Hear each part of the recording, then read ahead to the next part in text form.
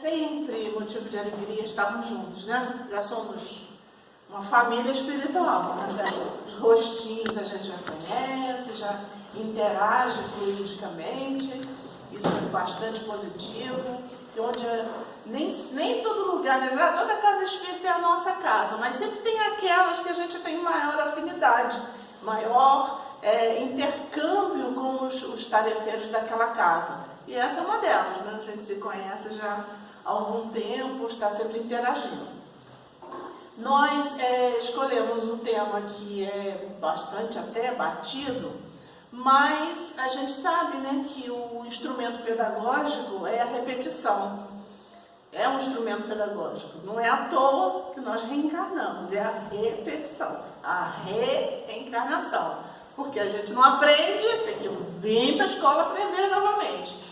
E na pedagogia é considerada assim, bastante importante a repetição de certos conceitos, a fim de que a gente, de posse desses conceitos de forma mais profunda, a gente consiga se autossensibilizar com eles, a fim de cumprir o objetivo de estarmos um dia inseridos na prática desses conceitos. Então é por isso que a gente tem como tema a autorreconstrução. Falei com Karina que esse negócio de nova ortografia, a gente descobriu que a autorreconstrução tem que dobrar o R da reconstrução. Tirou o hífen e dobra o R. Fica esquisito, né? Eu que sou da antiga, nossa, acho esquisito toda vez que eu olho para isso, eu vou lá de novo para ver se é isso mesmo, pior que é. Mas é isso mesmo, autorreconstrução. Bom, nós como espíritos assim, imortais, que eterno é só Deus, às vezes na força da expressão, a gente diz assim, nós somos espíritos eternos. Mas, segundo a própria doutrina espírita, nós entendemos como eterno, aliás, até está no dicionário, né? Eterno é aquilo que não tem princípio e nem fim. Como nós tivemos princípio e não teremos fim, então nós não somos eternos, somos imortais. Eterno, somente Deus o é. Mas nesse processo de imortalidade e de múltiplas vivências, nós vamos assim esculpindo aquilo que é a proposta de Deus quando nos criou, que é atingirmos a angelitude. Para isso a gente vai precisar nos reconstruir sempre, desfazer equívocos, tirar do nosso campo mental viciações que adquirimos ao longo da nossa jornada espiritual, não somente nessa existência. Nós trazemos uma bagagem de outras vidas e essa bagagem nos faz quem somos e que nós muitas das vezes até desconhecemos. Nós passamos a estar mais ou menos de posse de nós mesmos quando nós tomamos atitudes que nós pensamos, nossa, eu não pensei que eu fosse capaz disso, capaz daquilo, capaz de fazer, capaz de falar, capaz... E aí a gente vê que nós temos realmente em nós vivências que nos trazem tendências que precisamos investigar. E essas tendências precisam ser reconstruídas, porque muitas delas nos colocam em patamar de viciações espirituais que nós não queremos mais. Isso é que é o mais importante. Mas o que é a... Deixa eu ver que aqui é diferente a setinha, senão eu boto na seta errada. O que é essa autorreconstrução? A gente colocou aquela imagenzinha que muitos de nós conhecemos, porque para que aconteça essa autorreconstrução, a gente vai precisar desse processo de nos enxergar, de nos buscar, de nos autoanalisar. E aí, esse espelho, normalmente, nem é o espelho de casa. Normalmente é o outro. É aquele com quem nós convivemos, é o nosso espelho. Porque esse outro vai fomentar em nós atitudes, pensamentos, palavras, que com isso, de posse disso, a gente começa a se conhecer. E se conhecendo, a gente começa o processo de autorreconstrução. Mas essa autorreconstrução é um processo contínuo, ele não é um negócio assim que começa e acaba, já que nós somos imortais e a nossa tendência de sermos anjos demanda muito trabalho de autorreconstrução. Muitas encarnações, como já tivemos muitas e muitas encarnações, ainda teremos. Nós estamos no segundo degrau da evolução, segundinho ainda de uma longa escada que precisamos percorrer. Portanto, a gente imagina que esse processo ele é contínuo, ininterrupto, de autoconhecimento, como nós vimos, né? A gente precisa se olhar no espelho que é o outro, é com quem eu convivo, é aquele que, como dizia minha mãe, come 1 quilo de sal com a gente, né? São os familiares que conhecem o nosso âmago, as nossas tendências, que conhecem-nos na intimidade, que conhecem das nossas reações, que muitas das vezes na sociedade apresentam um verniz de educação, de polimento, que camufla a nossa real tendência. Então, o outro que convive conosco é o nosso espelho.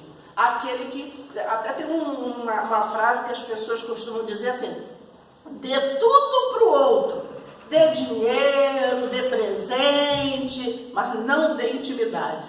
Porque quando deu intimidade, aí é onde a gente começa o processo de atrito, né, de discordâncias acirradas, e aí isso não é negativo, isso é altamente positivo se nós estivermos focados na autorreconstrução.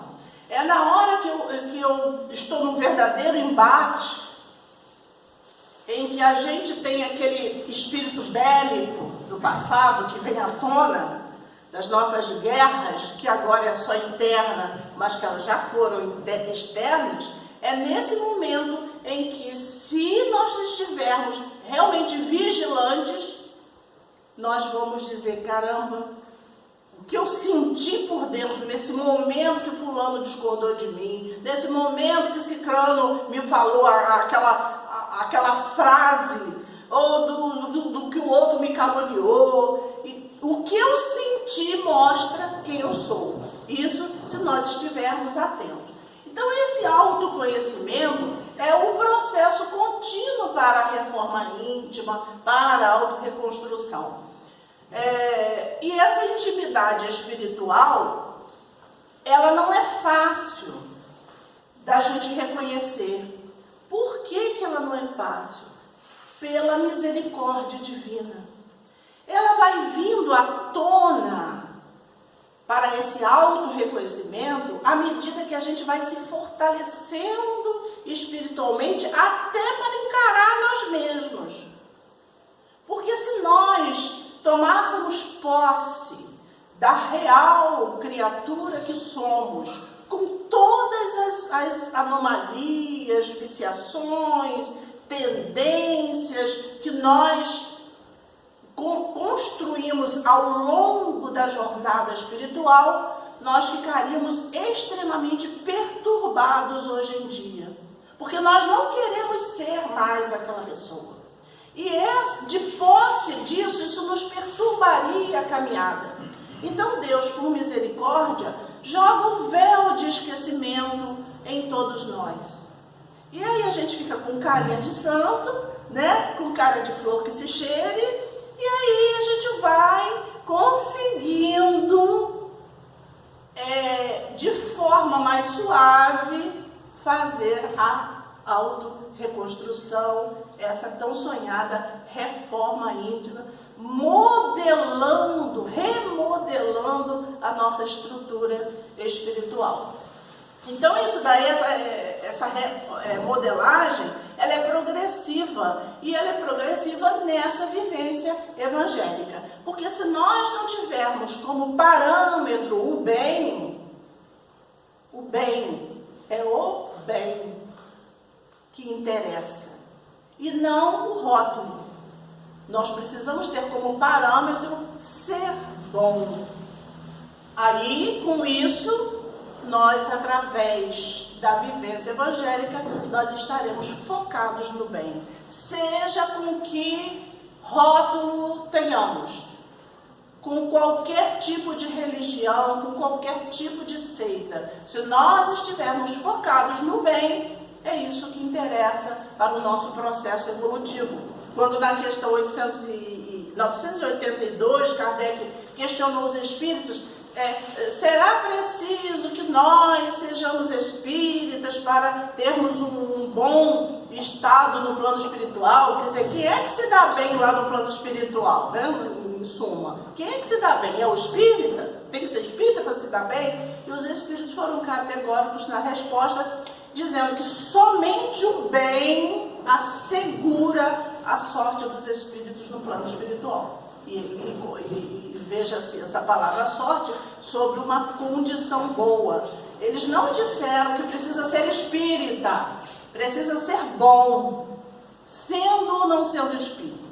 Logicamente, a doutrina espírita tem os instrumentos mais adequados para que a gente consiga essa reforma íntima. Isso é indubitável. E essa vivência evangélica que ela se dá no atrito do dia a dia com o nosso espelho, com o nosso semelhante, com as pessoas com as quais convivemos. Bom, aí, claro que reforma íntima é igual auto-reconstrução. Ali no simbolismo, né, em que a gente está esculpindo a nossa realidade nova, aquilo que nós queremos, que a gente já quer ser, embora com bastante dificuldades e entraves espirituais, mas a gente já sabe o que a gente quer. E a gente fica nesse dilema, que é normal nesse processo evolutivo, porque o próprio Paulo de Tarso passou por isso. Senhor, por que aquilo que eu não quero mais fazer, isso eu faço? E aquilo que eu quero fazer, isso eu não faço? Esse dilema, porque é uma fase de transição, e essa fase de transição espiritual, nem sempre ela dura uma existência, às vezes são várias existências nessa fase, adquirindo, fortalecendo essa certeza do que eu quero e a certeza do que eu não quero mais para a minha vida. Porque as circunstâncias vão nos favorecendo em várias encarnações, nos apresentam situações que nós já vivenciamos e gostamos, sentimos prazer. Em várias circunstâncias, sejam vícios de bebida, de fumo, sejam vícios sexuais, sejam vícios morais no sentido de fofoca, de ciúme, de avareza, a vida nos coloca em contato com várias coisas nas quais nós nos sentíamos prazerosos em fazer aquilo, para que a gente diga para a vida, não, isso eu não quero mais para mim.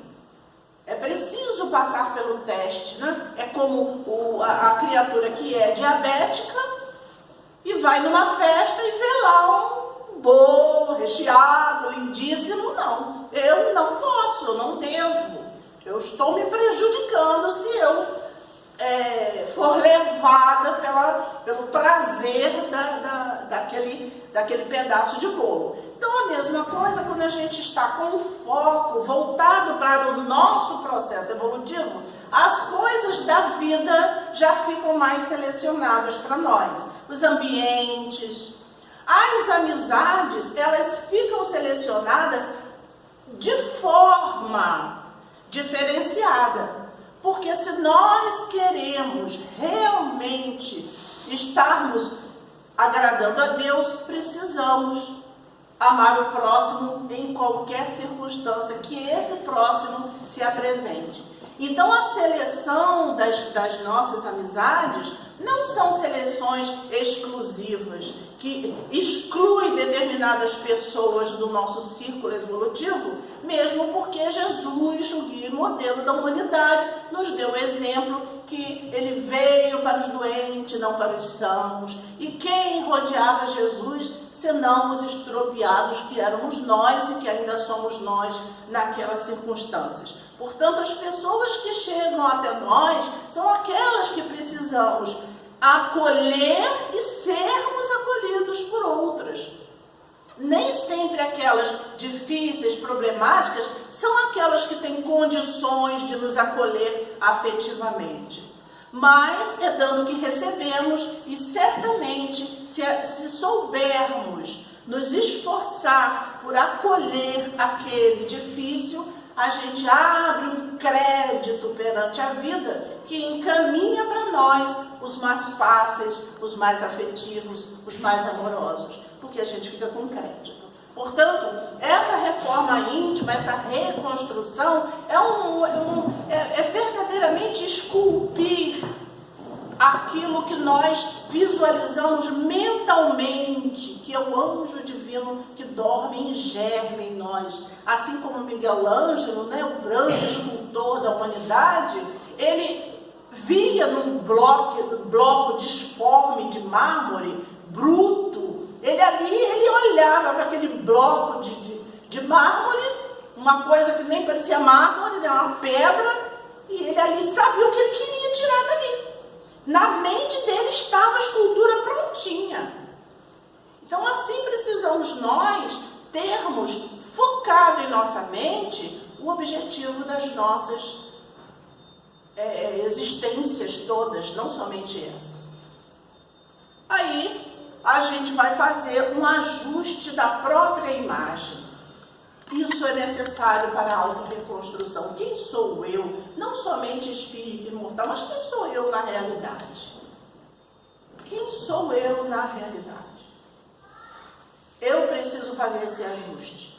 E na imagem que a gente vê o gato se vendo o leão no espelho, a gente, se fosse um seminário, eu diria para vocês acham o quê? Que está certo, que está errado. Mas, como é uma reunião pública e a gente tem hora, a gente já adianta que ali existem duas formas de enxergar.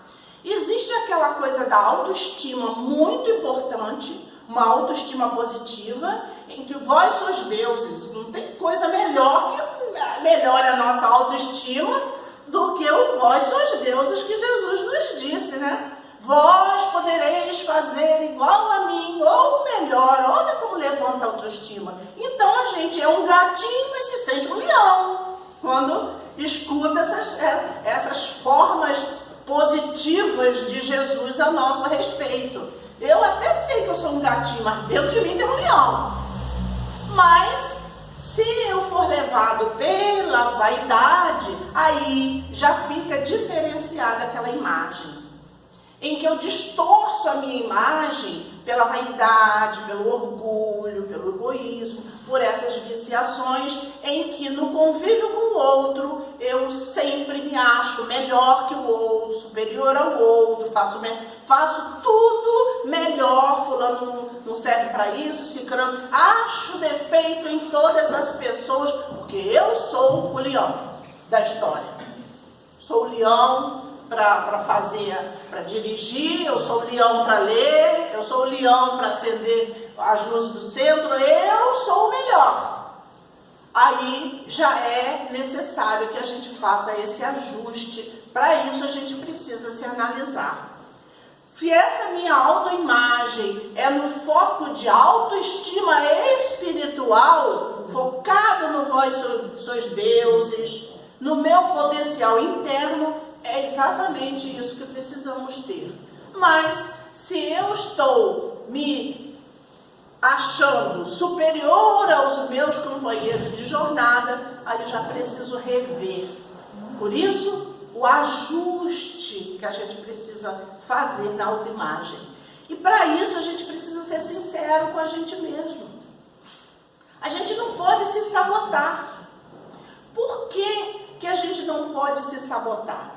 Porque a doutrina espírita nos orienta que fica gravado em nossa aura espiritual, que é a expansão do perispírito, as nossas tendências, as nossas viciações, os nossos sentimentos, está tudo gravado. E a qualidade magnética, fluídica, que expande de nós, vai depender dessa realidade espiritual. E isso a gente não pode camuflar para os espíritos e nem para a própria consciência. Portanto, essa autoimagem, ela atende o quê? Para que eu preciso fazer essa autoimagem? E a gente sabe que é para atender a convocação de Jesus, que muito nos agrada, sede perfeitos, como perfeito vosso Pai. Lógico que é uma força de expressão, porque a perfeição é relativa, para não esquecer. A perfeição é aquela perfeição possível, né? Que a gente pode chegar até lá. E também para atender a essa autoestima, que é o vós sois deuses, embora com D minúsculo, mas é esse germe latente, esse potencial que temos de superação de nós mesmos. Podemos e devemos nos superar. Materialmente, a gente tem exemplos imensos na mídia, na televisão, no Face. A gente vê pessoas de superação, pessoa que ficou desempregado ou que a casa caiu no barranco, a pessoa supera aquilo, consegue vencer na vida, consegue refazer a casa. A pessoa que foi amputada, vai para um lado do esporte e ali consegue campeonato disso, daquilo. Nós temos exemplos dessas superações, mas a maior superação e a mais desafiadora é a íntima, é a interna. Nós todos podemos concordar com isso. É vencer as nossas tendências inferiores que a gente traz do passado, que a gente vivenciou com tanta vontade, aquelas coisas que hoje elas vêm à tona e a gente segura. É isso que é o mais importante. Como atingir, então, essa perfeição proposta por Jesus? De que forma eu posso chegar lá? Qual o caminho? Existe alguma receita de bolo para que eu consiga atingir essa meta de ser bom a cada dia melhor? Melhor hoje do que foi ontem, melhor amanhã do que sou hoje. Como atingir isso? E a gente vai ver no Evangelho segundo o Espiritismo, a dica dos Espíritos primeira é que é a essência dessa perfeição que Jesus nos convoca a adquirir, é a caridade em sua mais ampla acepção, porque implica a prática de todas as outras virtudes.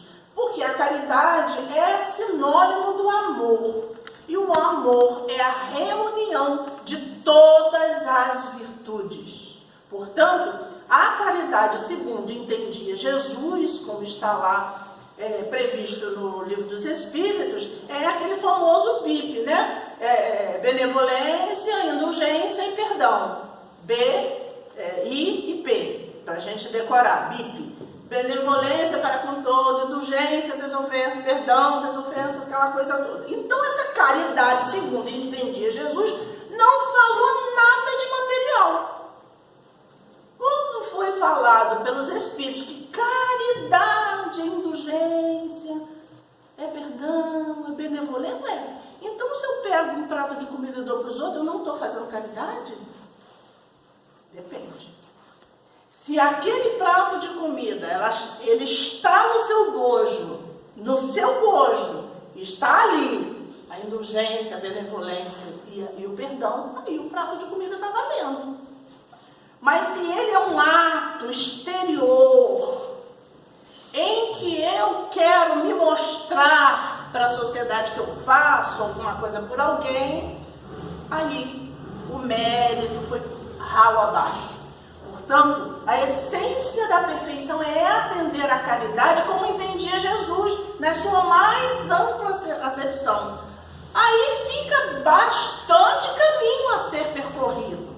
Porque a reunião de todas as virtudes, se a gente mentalizar as virtudes, a gente tem até dificuldade de mentalizar virtude, porque a gente mentaliza mais fácil defeito. Aí vem logo na cabeça ciúme, vaidade, ambição, né? Luxúria, e vem. Orgulho. Agora, virtude. Aí só vem o amor, que é a reunião de todas.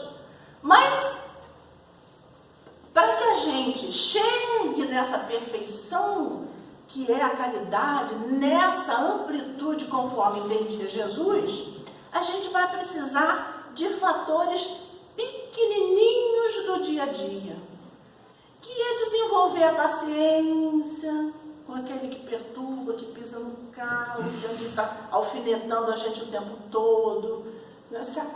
E como desenvolver essa paciência? É só uma virtudezinha, só uma. Como desenvolver essa paciência? Olhando o outro como ele é. O que ele é? Um Deus em potencial.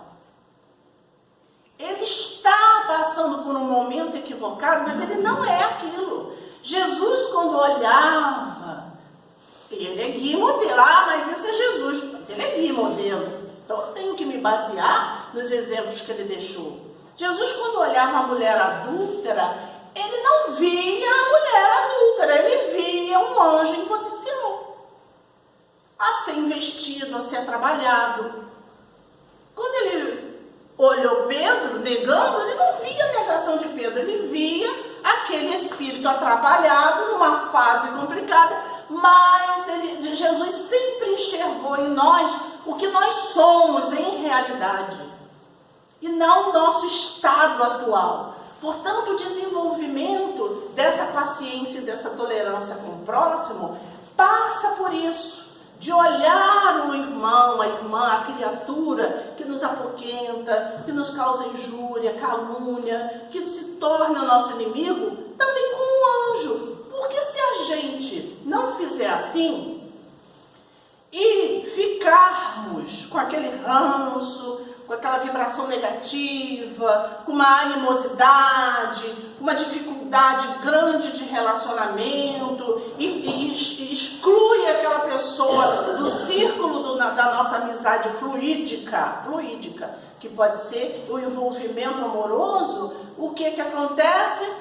Aquela pessoa pode muito bem cair a ficha dela, ela perceber que está errada, acelerar o seu processo evolutivo, passa voado na nossa frente e a gente fica lá, com a mágoa, com o rancor, com o ressentimento, fica lá, curtindo a nossa pequenez espiritual.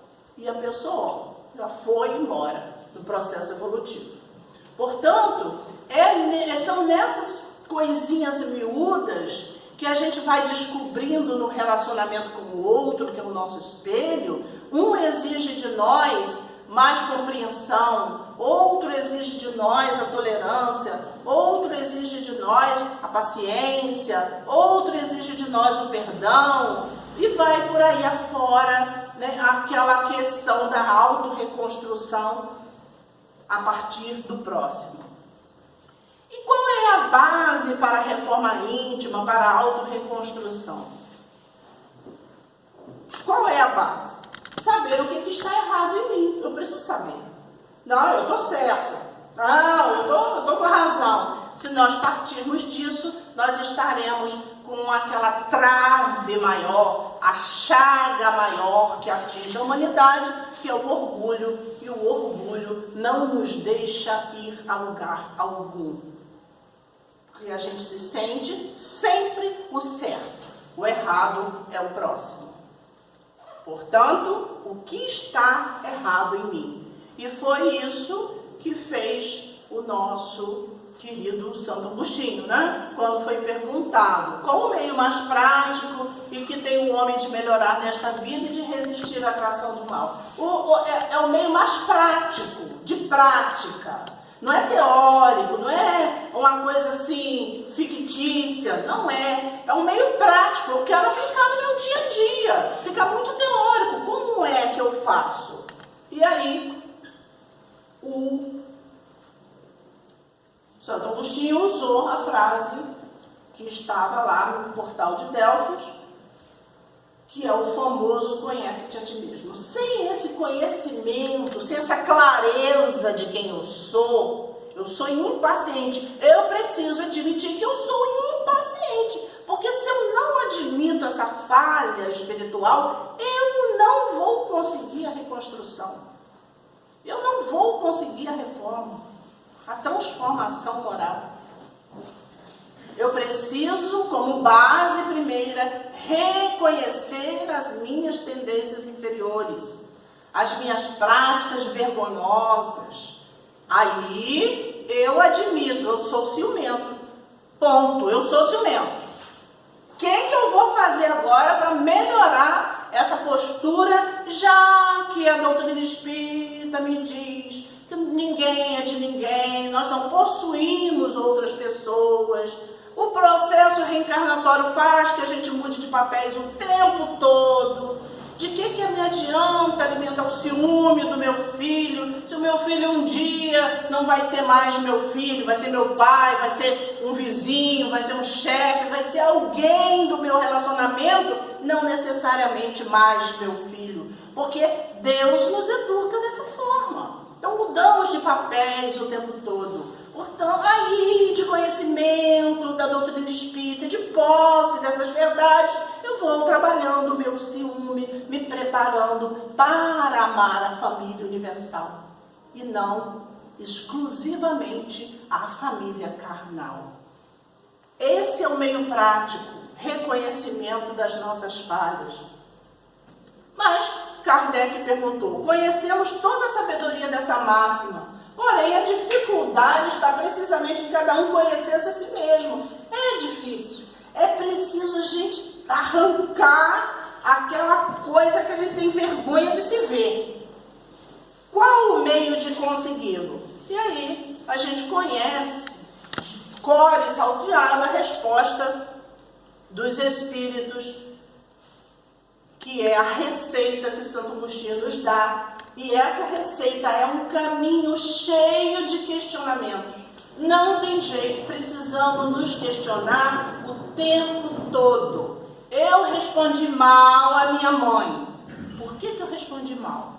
Eu estava irritada. Mas por que eu estava irritada? É sempre um porquê. A gente volta a ser criança. Criança tem a fase dos porquês, né? Então a gente, espiritualmente, a gente é criança. Mas por que eu estava irritada?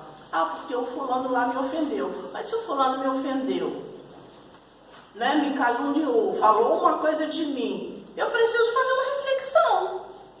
Fulano falou que eu sou isso. Ele está certo? Eu sou? Se eu sou, preciso admitir que eu sou e buscar mudar. Se eu não sou, eu não tenho por que me aborrecer porque eu não sou. Então, nenhuma hipótese, nem outra, faz com que eu fique irritado se eu tiver foco no meu processo evolutivo. E se eu não fiquei irritado, eu não respondo mal à minha mãe, porque a origem estava lá quando eu cheguei em casa irritado. Então, esse processo de busca de conhecimento do que está acontecendo conosco é o que é importante nesse caminho da autorreconstrução, da reforma íntima. Porque às vezes a gente só vê assim o rabinho do elefante, aí puxa o rabo do elefante e vem o elefante inteiro, ou então a pontinha do iceberg, que o pior está lá. Então às vezes a gente vê que fulano está tão irritado, mas às vezes a irritação do fulano não está ali a causa está em acontecimentos anteriores que ele precisa buscar para trabalhar. Porque se nós não fizermos esses questionamentos nas nossas próprias atitudes, nós dificilmente vamos conseguir a reconstrução. É o que ele disse, interrogar a consciência sobre seus próprios atos. Por que eu fiz isso? Por que eu pensei mal do fulano? Por que eu revidei a ofensa? Por que que eu omiti a informação? Por que que eu menti na informação? Sempre os porquês das nossas atitudes, para que assim a gente chegue a se conhecer e ver o que em mim precisava de reformar, reconstruir, transformar. É a grande sabedoria de Santo Agostinho, que deu de bandeja para nós a receita, está ali, e a gente precisa só usar a receita, né? O médico passa a receita, a gente bota na gaveta, não vai ficar bom da doença. O conhecimento de si é, portanto, a chave do progresso individual. Mas direis, como há de alguém julgar-se a si mesmo? Não está aí a ilusão do amor próprio para atenuar as faltas e torná-las desculpáveis? Isso acontece. Isso acontece. A gente revida e aí você acha que você é orgulhoso, hein? Fulano falou isso de você e você revidou. Não, você é orgulhoso. Não sou orgulhoso, eu tenho amor próprio. A gente camufla, infelizmente, as nossas tendências inferiores, dando nomes que a gente considera nomes positivos, para sair fora de nós mesmos, não nos encararmos. Portanto, realmente, como que a gente pode se julgar? Mas esse julgamento, esse conhecimento de nós mesmos é a chave. Não tem saída. Se a gente ficar dormindo e acalentando os nossos próprios decessos, nós não conseguiremos chegar ao final da nossa jornada terrena e das várias jornadas terrenas com o ganho espiritual que a gente precisa ter. E Paulo de Tarso vem pedindo para que a gente desperte desse marasmo, dessa dormida espiritual que nós estamos fazendo. É até 9, né? Vamos dar uma... E que dormida é essa? Joana de Ângeles vem nos alertar. A gente já teve a oportunidade de trazer essas partes de Joana de Ângeles, mas para a gente ver, a gente trouxe de novo, para a gente ver como as coisas estão interligadas. Porque a universalidade dos ensinos é maravilhosa, porque os espíritos, eles se interligam os conhecimentos e uma coisa encaixa na outra. Paulo pedindo que a gente acorde, né, desse sono espiritual, e Joana de Ângeles vem dizendo os tipos de sono que a gente enfrenta lá no livro Vida, Desafios e Soluções. Ela coloca para a gente a questão do sono fisiológico, que a gente conhece muito bem, mas que a gente não atina para ter uma qualidade de sono fisiológico boa. Aí ela coloca para a gente o sono intelectual, que também a gente despreza e não desperta para esse sono intelectual, e coloca a questão do sono moral, e depois a gente vê que os três estão interligados. A gente dorme mal porque a gente não se instrui, a gente não busca o conhecimento que nos desperte, automaticamente a gente dorme o sono moral, e o sono moral interfere no sono material, que a gente sabe que só o corpo dorme, o espírito continua vigilante, lúcido, e ao sair do corpo, debanda para fazer as mesmas besteiras que sempre teve vontade de fazer. Bom, aí no sono fisiológico, nós temos assim um trechinho que nos dá ideia para a gente poder atender Paulo de Tarso: desperta, tu que dormes. O que tem de errado comigo no meu sono fisiológico? Conforme as suas inclinações, desejos e hábitos, tão logo sentem afrouxarem-se os liames perispirituais, o espírito desloca-se para os lugares onde encontra respostas para as necessidades cultivadas. Aí a pergunta: quais são as necessidades que eu cultivo? A resposta é para lá que eu vou quando eu desdobro. Quando eu deixo o corpo físico na cama, dormindo, descansando, recuperando as energias. Eu cultivo necessidades. Será que as minhas necessidades são necessidades voltadas para os vícios de toda sorte? Ou será que as minhas necessidades são as que atendem e alimentam o espírito? Porque aí eu posso sair do corpo físico e ir para uma palestra em nosso lar. Olha que legal com Clarence, né? Imagina uma palestra com Clarence, ou mesmo na terra, atender uma necessidade de carentes no hospital. Eu estou enturmada ali num grupo de espíritos que vão levar o lenitivo para outras pessoas encarnadas em hospitais, e eu me integro naquela excursão. Então, dependendo das minhas necessidades íntimas, o meu sono fisiológico tem uma ou outra qualidade. Mas ela fala ainda do sono intelectual. E a gente pega Inácio Bittencourt, numa mensagem em que ele fala da conclusão da pesquisa, o tema da missão é essa, que ele diz que é imprescindível assimilar a doutrina espírita nas entranhas da própria alma para que seja vivida nas ações cotidianas. A gente percebe que quando a gente estuda aquilo que a gente falou no início, um instrumento pedagógico que é a repetição, né? Repete.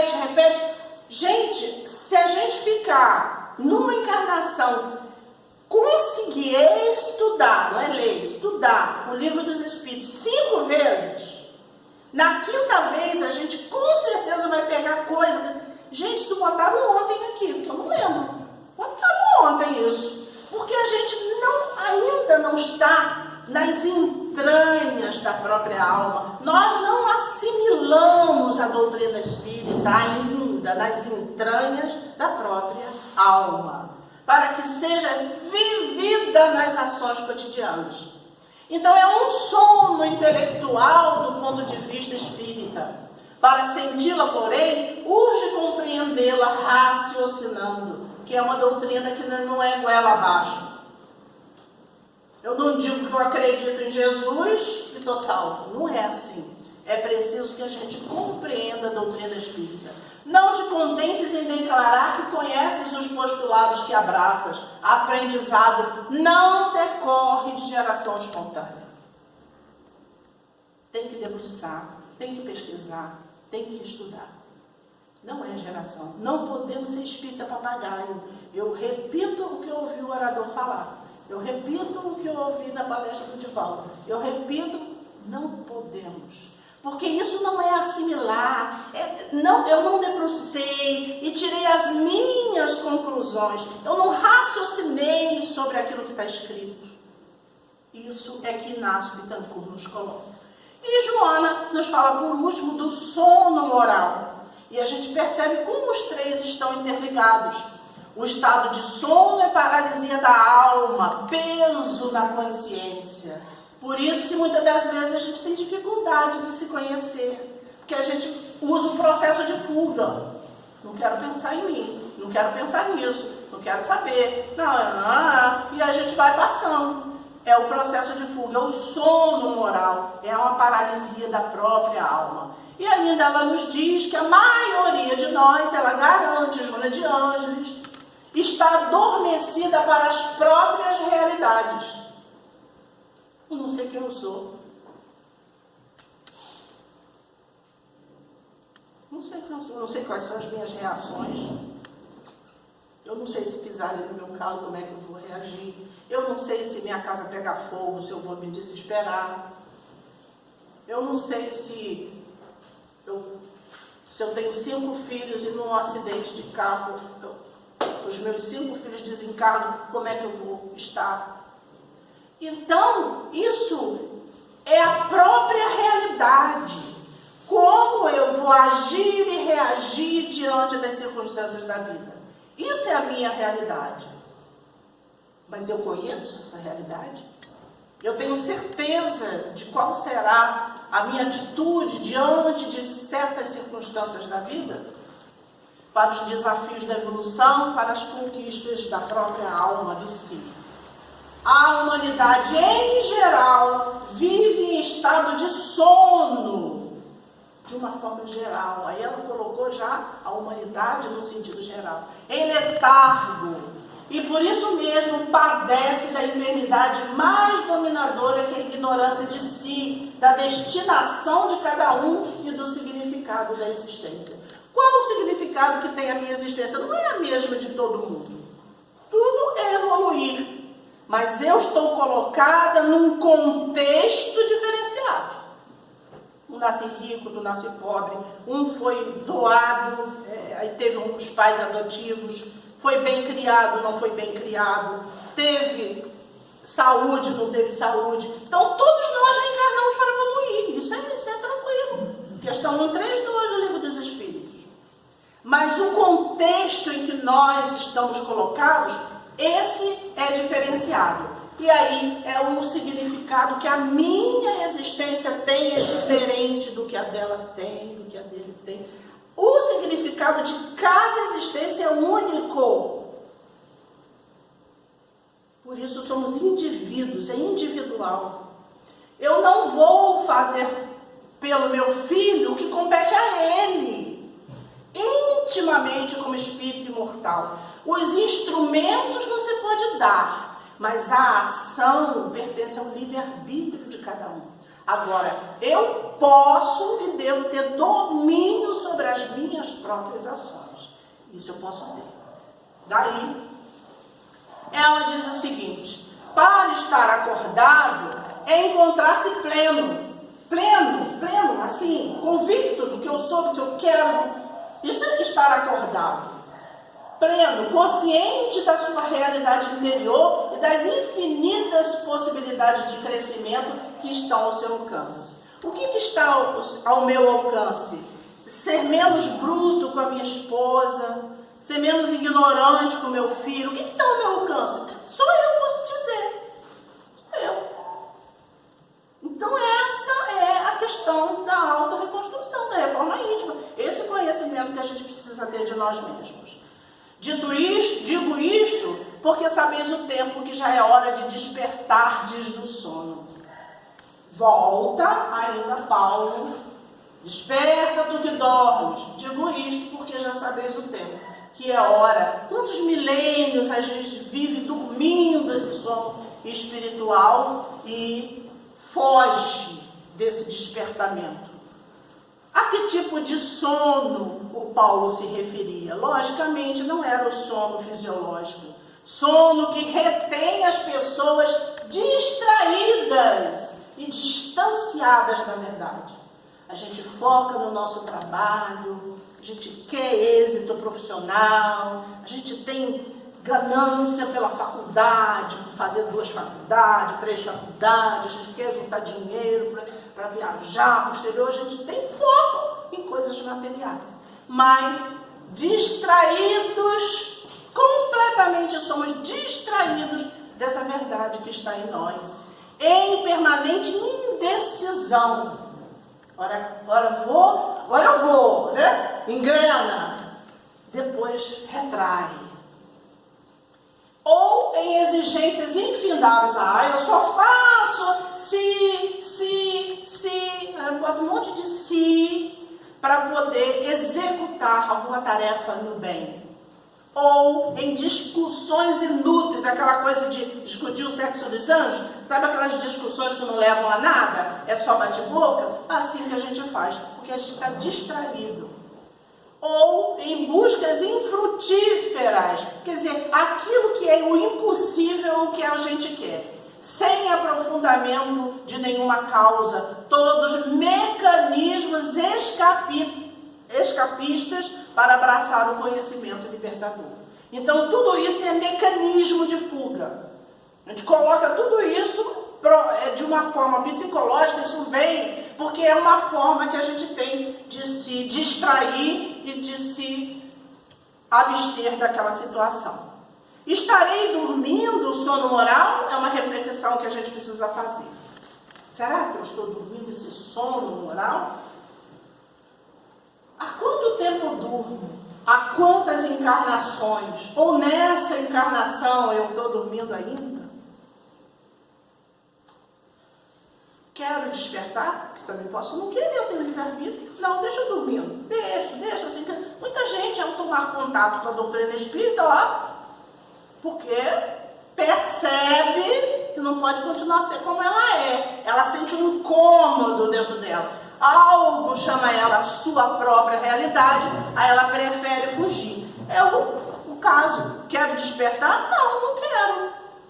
Deus respeita o nosso livre-arbítrio. A gente vai ficar atrasado no processo evolutivo. Agora, como que eu posso despertar espiritualmente? E ainda é a Joana de Ângelo que nos dá a receita. Conscientizar-se do que é, do que necessita fazer, de como conseguir o êxito, constitui para o ser chamamento urgente, como contribuição valiosa para o empenho na inadiável tarefa da revolução íntima transformadora. Quer dizer, ela coloca aqui tudo isso que nós falamos, que o Evangelho falou, que Santo Agostinho falou, que Paulo de Tarso falou, ela, coerente com essa fala dos outros espíritos, ela coloca essa consciência, essa clareza que eu preciso ter de mim mesmo. Mas continua dizendo ela que esse despertar não é fácil, é doloroso, porque torna-se difícil para a gente abandonar os hábitos doentios e adotar novos comportamentos que a princípio se fazem incomuns, incompletos e sem sentido. Porque a princípio, realmente, a gente... Para que eu vou fazer isso? Isso vai me tomar um tempo. Aí a gente começa dando um monte de desculpa, porque para nós, aquilo no início, como a gente não quer esse parto interior que é dolorido, a gente começa a ter esse comportamento escapista. Despertar para a realidade nova da vida é como experimentar um parto interior, profundo, libertador, dolorido e feliz. Não tem analogia mais feliz do que essa de Joana de Ângeles, porque o parto, para quem nessa encarnação é homem, sabe que é uma coisa altamente dolorida, mas feliz ao mesmo tempo. Porque depois do parto vem aquela delícia, né, do rebento ali. Mas espiritualmente é também esse parto interior para despertar para a realidade da nossa vida espiritual. O esforço para equilibrar-se é o meio eficaz da autorrealização, o conseguir, o prosseguir desperto. Porque às vezes a gente tem flashes em que a gente está desperto. Aí a gente fica convicto. Mas prosseguir desperto é outro desafio. Continuar, perseverar, tudo é fácil no começo. Implantar um ESD, montar uma casa espírita, implantar um grupo de estudo, uma